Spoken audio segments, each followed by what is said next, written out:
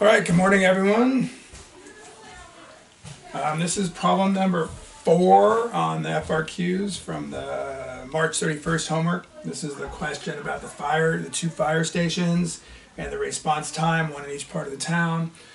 They give you all the info, all the data, which I didn't write down here, but it's all given here.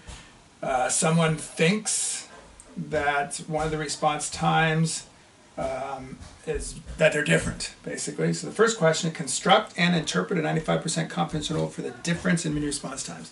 So first things first, it's really important. I did not focus on this too much during class time. We mentioned a little bit, but any time on the AP test that you have to do a confidence interval, you need to name the interval and list the conditions, just like you would if it was a test. So just get a general rules. Anytime you do an interval, you got to do this. The grading on this, believe it or not, it's a 4-point problem, that EP and I. You get a whole EP and I for doing this. So, if you miss that, the best you're getting on this problem is, I think, 2 out of 4, because that would be an incomplete. So you would get those 2 right, but that's still only 50%. So anyway, I just put these in my calculator. So the conditions, real quick: 2 sample T interval, 2 independent simple random samples, each sample greater than or equal to 30. Each population more than 10 times the sample size, which we don't really know, we're just going to assume. And we don't know the standard deviations. So that's why I'm using a T interval instead of a Z interval. If I knew those standard deviations, I would use a Z. I just dumped in my calculator, just a reminder, when you're doing the T, they have that little question on there: pool or don't pool, don't pool. This will give you the exact same answer as if we just used our formula. So this is just in my calculator, negative 2.3 to 0.37.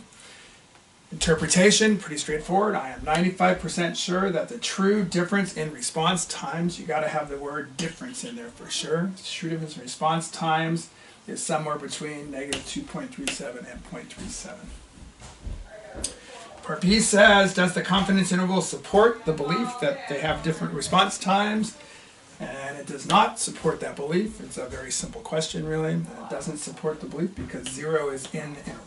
Right, 0 is in there, 0 is not in there. So this is the same exact answer we'd get if we did a hypothesis test. We'd fail to reject the null hypothesis. So I do have some grading here. Sorry, I'm all over the place. We got for problem number 4,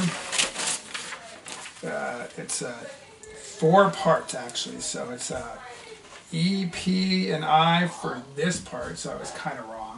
An EP and I for this part, an EP and I for that part, and an EP and I for that part. So 4 of those, which means 1 point for each E. So you could get 3 out of 4 if you didn't do that one. So that's it on that one. Hope that helps a bit.